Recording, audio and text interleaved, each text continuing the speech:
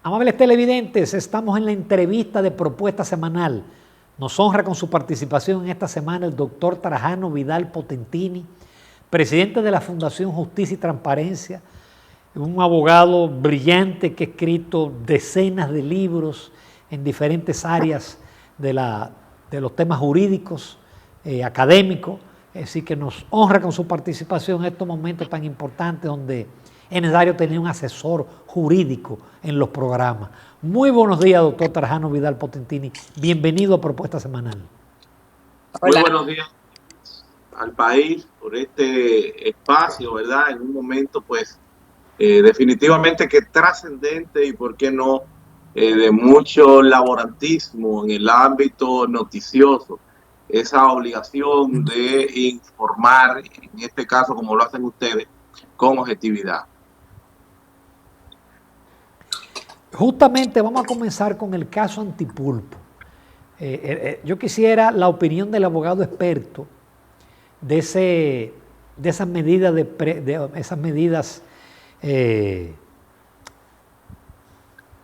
coerción para los inculpados, para los imputados. ¿Qué tú crees del expediente, la actuación del juez José Alejandro Vargas, el mismo caso también de los abogados de la defensa? En sentido, yo quiero que tú nos hagas una radiografía de ese primer proceso. Bueno, lo primero que hay que decir es que como proceso apenas se inicia. Es una fase un poquito desvirtuada en el sentido de que una audiencia de medida de coerción bien pudo haberse hecho en apenas una tarde, aún dada la complejidad del expediente, porque en esta fase inicial en modo alguno se va a controvertir el proceso, la profundidad o no, las pruebas con que pueda contar el Ministerio Público. No es lo que se busca en una medida de coerción, es ver si existen los fundamentos necesarios para desde ahí pues ya plantearse cuál sería la medida de coerción a imponer a partir del gran menú que sirve el Código Procesal Penal. Por eso vieron ustedes cómo el magistrado pues tuvo a bien combinar una, otra y así sucesivamente. Aún se desvirtúa, reitero, lo que es la esencia de una audiencia de esta magnitud. De todas formas, aún se desvirtúa. Puede tener su justificación positiva porque tiene un efecto didáctico importante, tiene un efecto aleccionador para los políticos pasados, para los políticos presentes y, ¿por qué no?, para todos los ciudadanos. Yo creo que ese es lo más positivo de todo este proceso. Amén, amén, de que definitivamente pues marca una pauta para el tema de lucha contra la corrupción o para un segmento de la lucha contra la corrupción, que es el componente de la persecución, la impunidad, porque son muchas las aristas que tiene el tema corrupción a nivel de políticas públicas, como vimos ayer, que planteara el presidente en una locución, en una reunión, con algunas acciones que siempre los gobiernos al principio lo hacen. En este caso, no solamente lo estarían haciendo, sino que esto va también acompañado de una voluntad política, parecería que seria, en el sentido de dotar al Ministerio Público de una real y efectiva pues independencia. Por eso ha planteado de una modificación, de una reforma, que es lo correcto, una reforma a la Constitución Dominicana, para ciertamente dar no solamente en el orden de la voluntad política, del deseo del Ejecutivo, no interferir en los temas del poder del Ministerio Público, sino además de que tenga ciertamente un esquema apartado de lo que es el nombramiento directo, la dependencia del Poder Ejecutivo. Hay que decir también de esta sentencia que le da un espaldarazo a la labor, fundamentalmente a la labor que viene realizando el Ministerio Público. Un Ministerio Público a quien le falta logística, a quien le faltan recursos, que son de las cosas que también habría que mejorar, porque vemos cómo en ese escenario, en ese maratón de esa audiencia de 2 días, vimos cómo el Ministerio Público tenía ahí pues su plana mayor, la directora de persecución de la corrupción y el director de persecución concretamente del tema anticorrupción. Cómo estuvieron ocupados a tiempo completo una cantidad, bueno, sería que casi la mitad de lo que estarían trabajando en ese departamento. Por eso parecería también auspicioso el anuncio del Poder Ejecutivo de que estaría designando abogados para que en el ámbito de la persecución civil, de cara ya a las indemnizaciones, a procurar recoger dinero o recobrar dinero del que se está planteando estafado o malversado, pueda reintegrarse, pueda volver a las arcas del Estado.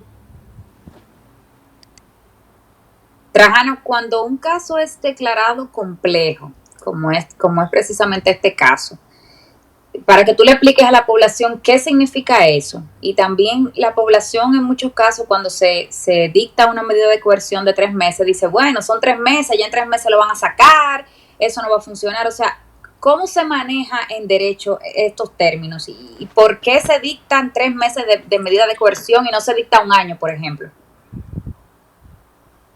Mira, el tema de complejo es que algunos casos, por su característica, ameritan que el Ministerio Público tenga un espacio de tiempo mayor para proceder y para dar continuidad a el tema investigativo. El caso, por la cantidad que envuelve, por la pluralidad que son de las personas envueltas, que son algunos de los elementos que se toman en consideración, por el calado, la connotación del caso, evidentemente que eso lo convierte en complejo. O sea, en la medida que hay que profundizar más, que hay que estudiar más, que hay que hacer más estudios especializados, que hay que depender de una logística ajena a la brevedad que impone o que plantea en términos de plazo, por los bienes jurídicos que plantea todo el andamiaje jurídico penal, fuera de esa celeridad que hay que observar en el tema ordinario, porque estamos hablando de la prisión, de la libertad, del honor de las personas. Fuera de eso, entonces se habilita ese espacio de tiempo, 1 año, 18 meses, para que pueda perfectamente el Ministerio Público, con más libertad, con más tiempo, no estar sometido, no estar urgido por lo que es ese reloj, esos plazos procesales, y tenga entonces más espacio para que él pueda presentar entonces lo que son los actos de conclusivos, todo el proceso de un penal abreviado, lo que se va a hacer en cada caso, pero más aún la presentación eventualmente de lo que sería la acusación. El tema de si 3 meses, 1 año, para mí tiene hasta poca relevancia, porque en el fondo no se puede asimilar esto, aunque pudiera darse el caso para quien resultara inocente, pero en el fondo, el tema de la prisión, hay el temor, y por eso la prisión debe ser la excepción, lo plantea la Constitución y el mismo Código Procesal Penal. Dentro de las medidas de coerción, esa es la más gravosa, porque no se quiere que eso se constituya en una especie de pena anticipada que estaría violentando lo que es la esencia del principio de inocencia, que como verdad interina abriga a todo encartado, a toda persona que se le esté imputando un hecho. Entonces, cuando te hablan de 3 meses, 1 año, no es que se está imponiendo una pena, sino que es la medida de coerción inicial base que se da, que tiene poca relevancia porque siempre es revisable. Siempre, en cualquier escenario, en cualquier momento, después que se ha dado la sentencia motivada, tienen la capacidad las partes, si quieren van a apelación, a apelar la medida que se le dio, o si quieren perfectamente a otro juez, en este caso el juez control, el juez que ha sido asignado, que no es ya el magistrado Vargas, sino que es un juzgado de la instrucción, el tercero, el cuarto, el tercero y cuarto, son los que se han asignado para estos temas. Ya esos juzgados de la instrucción, empoderado de este expediente, es a quienes corresponden entonces las revisiones. Por eso 3 meses lo que te dice que en marzo, que se cumplen los 3 meses, después de dada la sentencia, en marzo hay una revisión obligatoria, hasta de oficio. Aún no hagan nada, los imputados tienen que ir ante el juez, porque el juez lo va a convocar para verificar a partir de sus abogados si han cambiado los presupuestos, si hay algunos elementos nuevos que traigan consigo la posibilidad de variar esa medida de coerción, porque hay más medidas de coerción que tienen un efecto en términos del caso similar. Lo único es que en uno se está afuera, en otros se está en la casa bajo vigilancia, en otros se tienen grilletes electrónicos, en otros se está bajo los efectos de una fianza, un impedimento de salida, presentación periódica. Ese es el menú que te brindan los artículos 320 y tanto y siguientes, 324, 327, relativo a las medidas de coerción. Pero si fuera 1 año, de igual forma, ante el mismo año tendrían la forma de que le vayan revisando en el momento que las partes vayan entendiendo que pueden aportar algunos elementos. No importa, reitero, de 3 meses, el año, porque va a depender en cualquier momento procesar el que el juez decida cambiarla o variarla, el juez de la instrucción como juez control o de igual forma la corte de apelación a quien corresponda si es que se está apelando la revisión de la medida de coerción. Entonces, en el fondo, 3 meses y un año para los fines procesales es prácticamente lo mismo, porque en ambos casos se precisa de una mecánica procesal para lograr algún tipo de cambio o de variación en la medida. Pero, Trajano, al ser 3 meses, eso lo que implica es que el Ministerio Público, si quiere que permanezcan en prisión y él no está listo, el Ministerio Público supone que tiene que presentar pruebas adicionales para justificar las medidas, principalmente la más dura, la de prisión. Es decir, bueno, ¿qué es lo que se da en ese escenario del Tribunal de Instrucción? Pero el caso no es por los 3 meses o por el año, es que ese escenario estará abierto. No, el caso, me refiero que el 1 de marzo ellos tienen que acudir al Tribunal de Instrucción. Pero eso poco importa que sea el 1 de marzo, porque perfectamente, aun cuando el 1 de marzo, eso se refiere a la revisión prácticamente de oficio obligatoria en los 3 meses, que lo impone, lo dicta el mismo código de que tenga que esto darse de manera paulatina, pero eso no será lo que vamos a observar en este caso, porque todo el mundo, fuera de esa formalidad, fuera de ese componente oficioso que se va a dar a nivel de la revisión, no importa, porque las partes van todos a solicitar revisión cada vez que quieran hacerlo. Entonces vamos a ver cómo se vendrán sucediendo muchas revisiones antes de eso. Incluso en el caso de algunos de los imputados, que ya lo han anunciado, no será una revisión, sino una apelación, que es otra vía de esa medida. En todos esos escenarios tendrá que estar el Ministerio Público, ya sea con pruebas adicionales o no, o sin pruebas adicionales, como quiera, tendrá que estar justificando, tendrá que estar planteando, tendrá que estar conociendo de nuevo, convenciendo a esos jueces por qué no debe haber ninguna variación, o por qué para ellos es trascendente, es importante que estén en prisión. Eso es lo que vamos a ver. Entonces no importa que sea el año, que sean los 3 meses, no. Permanentemente vamos a ver abogados haciendo su trabajo, solicitando 48 horas, solicitando que haya una revisión y que le fijen la revisión. Esa es la realidad. Entonces, Trajano, con esas pruebas que el Ministerio Público tiene hasta el momento, ¿son suficientes para dictar, o sea, definitivamente un tiempo en el cual los implicados deben estar en prisión, para dictar prisión preventiva por 10, 15, 20 años, por lo que sea? No, porque esto es una fase en donde no se está discutiendo la culpabilidad o no de esta persona, no, son presupuestos que hagan concluir, que hagan verificar en primera fase, en primera instancia o en primera fase, para no decir primera instancia y que se preste a confusión, que haga, ¿verdad?, llevarle al razonamiento de los jueces que se requiere por condiciones dadas particulares, sobre todo los planteamientos que hacía el Ministerio Público de que se puedan estar extorsionando testigos, de que se puedan estar dejando pruebas sin efecto, de que se puedan estar destruyendo, de que se pueda estar obstruyendo la justicia, o de que pueda haber un peligro de fuga porque sean personas que no tengan arraigo. Porque el que estén afuera o estén dentro, eso poco importa, lo ven ustedes en el caso de Odebrecht, porque lo que va definitivamente a meter a una persona en la cárcel es una sentencia final con autoridad de la cosa juzgada. Naturalmente, para esto los imputados tienen las garantías de recoger todas las instancias. Estamos hablando de las instancias, inicialmente la primera instancia, con un tribunal colegiado, apelación, pero el hecho de estar preso o estar suelto no es lo que le va a eximir. Tiene que ser una sentencia juzgada, tiene que ser una sentencia definitiva. La diferencia es que están en la cárcel porque se asimila o ha entendido el juez que son graves los hechos, que hay pruebas que eventualmente pudieran conducir a presumir el que pudieran ser autores o cómplices de alguna infracción, en este caso grave. Estamos hablando de delitos de corrupción, lavado de activos y otras tantas calificaciones jurídicas que se han planteado.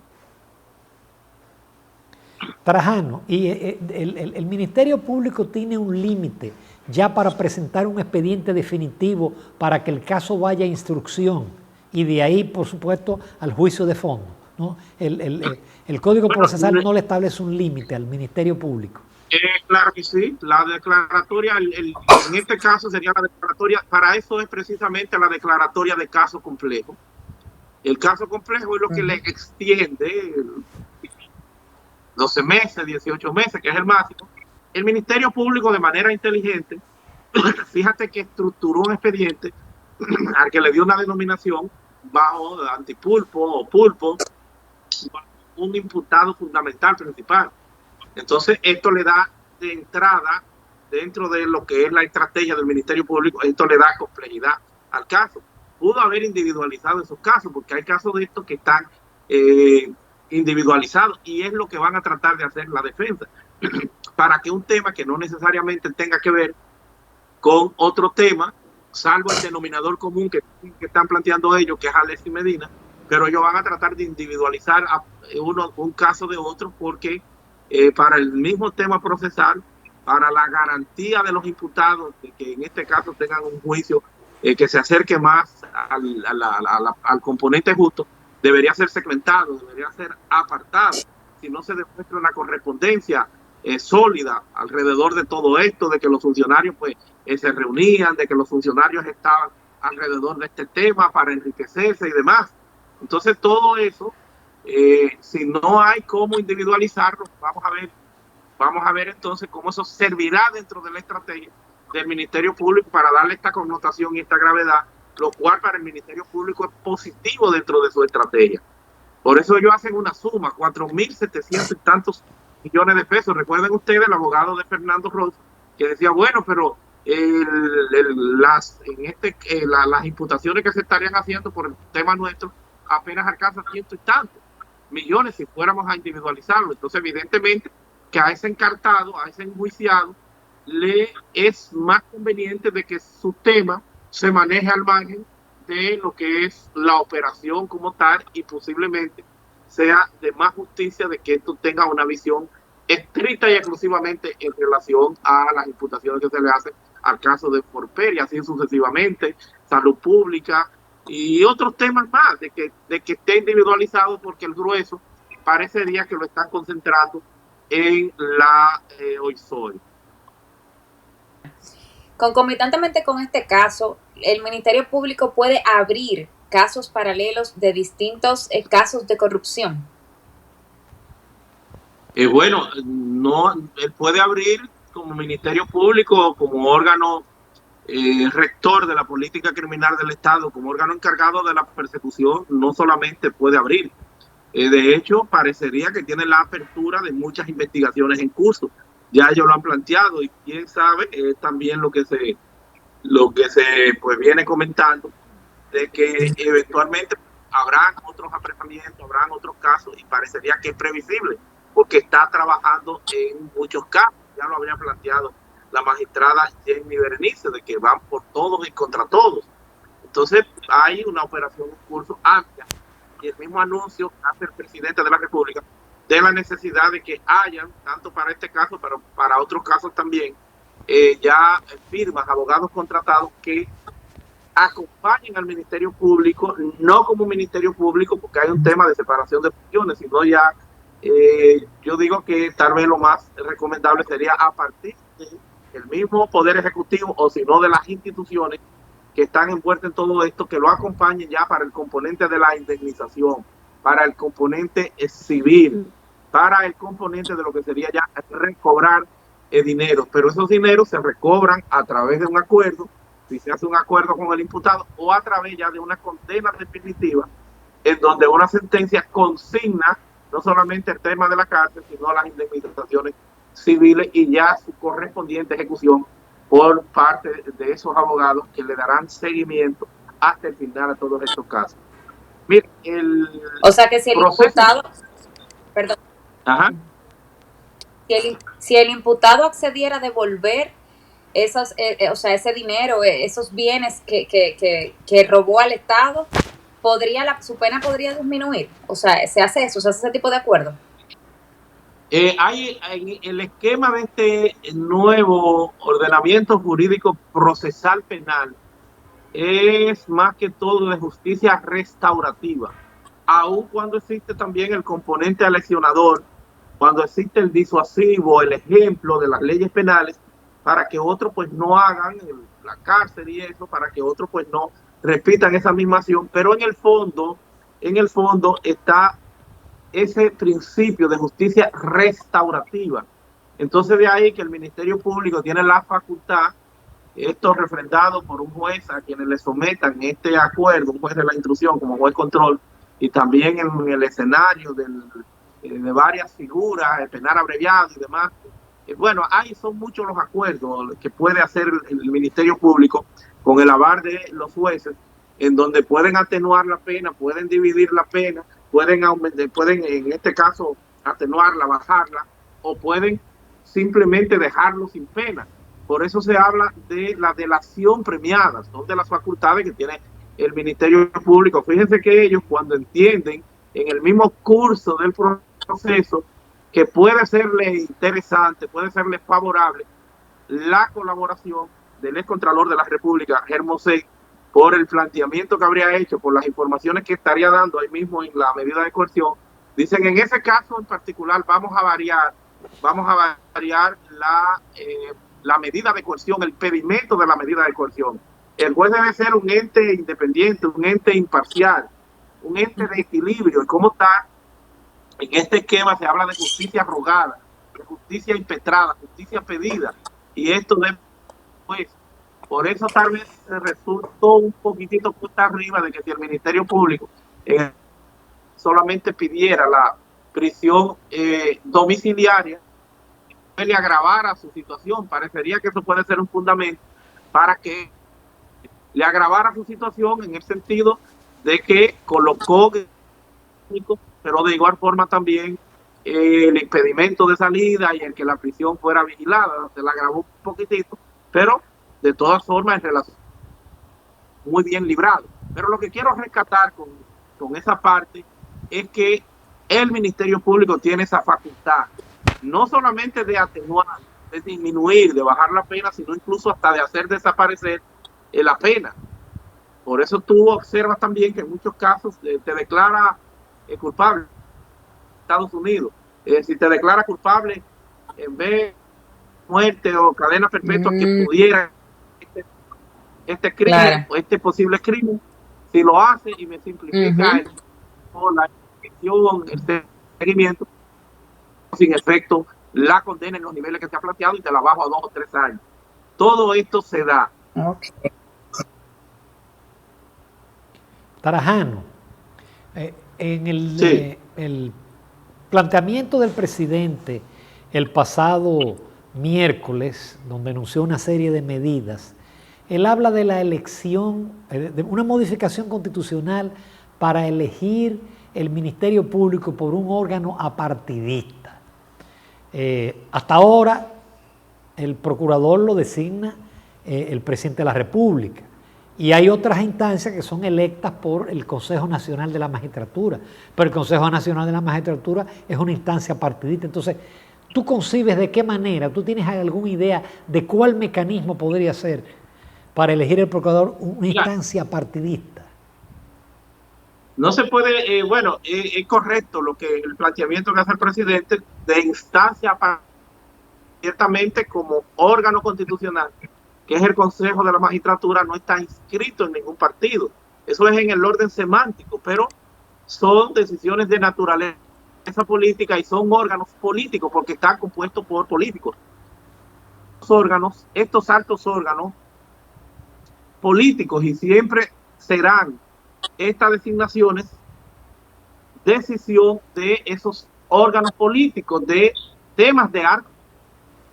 Eso va a pasar en todo el caso en la integración de las cortes. Lo que posiblemente se quisiera estar refiriendo el presidente es que no sea dependiente de una sola cabeza, de una cabeza que le encarna ahora mismo el Partido Revolucionario Moderno. Y tú me dices, bueno, aquella es una instancia, un órgano constitucional es una instancia de naturaleza políticos y siempre será así, pero la componen políticos a partir de un estatuto, a partir de una ley, a partir de unos principios, a partir de una pluralidad de componentes que dan equilibrio y que buscan un consenso y tienen una serie de reglas claras. Entonces, de eso es que se trata. No hay forma de que un órgano político no sea el que se encargue de designar, de seleccionar el público o cualquier otra instancia. O haríamos como se hace en otros países, es que el Ministerio Público tiene que someterse a una campaña electoral para que el pueblo vote ya en lo que sería democracia directa. Entonces, eso sabe que se ve aquí.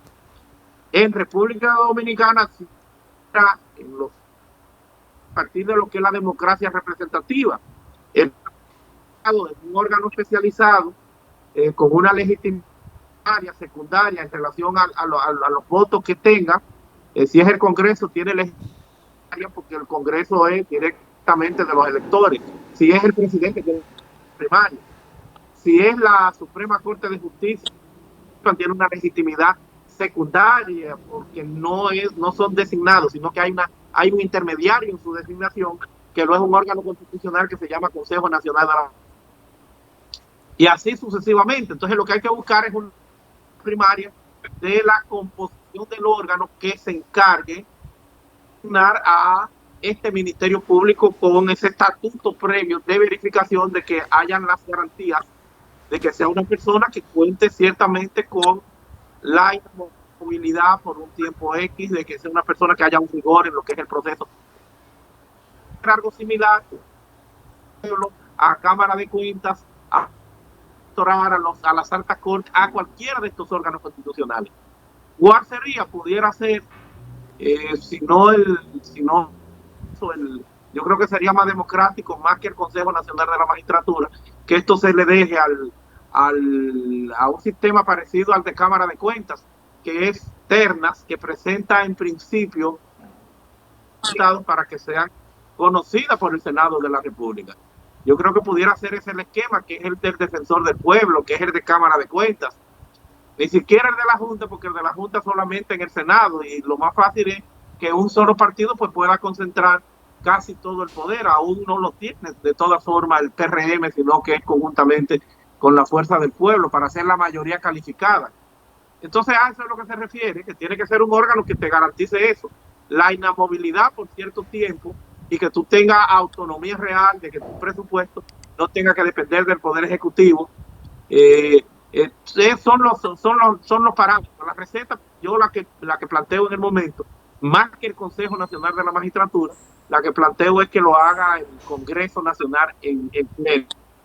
Quiere decir que hay que sacar también al Ministerio Público en este caso del Consejo Nacional de la Magistratura. No, fíjense que es en un tercer grado la legitimidad de él, porque el Ministerio Público no es por voto, el Ministerio Público por ningún mecanismo que no sea el dedo de parte del Poder Ejecutivo. Entonces, el Consejo Nacional de la Magistratura, amén de un sinnúmero de temas que hay, de que no puede un ministerio directa de trabajo como ese, no puede estar evaluando jueces, porque eso sirve como una especie, si se quiere, de temor previo a lo que es la independencia del Ministerio Público.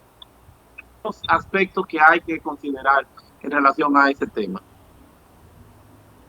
Trajano, parte de la población se pregunta si los abogados que están defendiendo a los imputados son pagados con dinero que aparentemente es dinero que fue sustraído del Estado. O sea, ¿cómo se maneja eso? Eso es una pregunta que se hace mucha gente. ¿Cómo se maneja eso? O sea, el dinero que se robaron es el dinero que están utilizando para defenderse, en caso de que sean culpables. Miren, yo lo he planteado y aprovecho para... Hay una experiencia que viene registrando el tribunal. El tribunal entendió que los temas jurídicos son ni siquiera de las élites intelectuales, pero en este caso de las élites jurídicas, del entendido en la materia, como la economía, como la ingeniería, bueno, como toda disciplina necesita de un conocimiento especializado. Como son temas de naturaleza social, porque estos casos no solamente tienen un componente jurídico y también social, pero el que debería primar por encima de todo es el jurídico. Pero no es solo el jurídico, sino también el social, con un componente fuerte en el orden del populismo y de una sociedad cansada que pide sangre. Entonces, ¿qué hace el Tribunal Constitucional? ¿Qué es lo que quiero rescatar en este punto? El Tribunal Constitucional permanentemente da unos cursos especializados conjuntamente con el Colegio de Periodistas para este periodista que necesita tener una cosmovisión del tema, necesita conocer de forma más acabada algunos periquitos propios de este procedimiento, es intermediario en la pues pueda con más propiedad orientar, concientizar al pueblo sobre todos estos aspectos, porque todo el que está ahí tiene una verdad interna que se llama presunción de inocencia, y que esto tiene que ser destruido, esto tiene que ser demostrado hasta el final con una especie de autoridad de cosas juzgadas. La gente no te va a entender mucho esto. La gente entiende que que lo que lo soltaron, lo que lo están premiando o ya están fuera de ese tema. No, es un proceso que apenas inicia, es un proceso que está abierto, es un proceso que en la investigación surgirán otros imputados, surgirán otros elementos. Es un proceso en el que te manden para tu casa, eso no equivale a una absolución. Y el caso más latente es el caso de Odebrecht, en donde siguen todavía y seguirán hasta concluir este juicio y concluir los otros espacios que hay que ir sorteando. El Tribunal Constitucional ha hecho esto, que constantemente vive informando, vive socializando estos temas, como debe hacerlo el Ministerio Público de cara a la sociedad y como debe hacerlo el Poder Judicial, para que todo esto se pueda entender. Los honorarios de los abogados es una garantía que tiene que tener el abogado, porque el abogado no está obligado, porque hay una presunción alrededor de un tema, no está obligado a trabajar gratis. El abogado vive de su trabajo, el abogado tiene que cobrar, y ese no es un dinero que necesariamente al momento se pueda etiquetar como que fue robado. Pudiéramos tener, y es válido, una percepción de que si hay presumiblemente un apoderamiento donde ya se han debatido algunos aspectos que conducen a creer que eventualmente puede ser culpable de ese tema, si todo eso se cree, bueno, es muy positivo que la gente pueda pensar así, pero no es la realidad, y tiene que haber la garantía de que el imputado pague, porque si decimos, bueno, imputado, como está bajo investigación, sería una transgresión a su presunción de inocencia. Como estamos en la investigación, tú no puedes ponerle a la mano un centavo, porque ese dinero yo creo que es del que te robaron. Entonces, estamos entonces no permitiendo que haya la garantía de una defensa, porque tiene que pagar y tiene el abogado que cobrar, porque para eso trabaja. Correctamente. Trajano Vidal Potentini, como siempre, tu entrevista es una cátedra jurídica. Muchísimas gracias por tu participación en Propuesta Semanal. Gracias a ustedes. Gracias.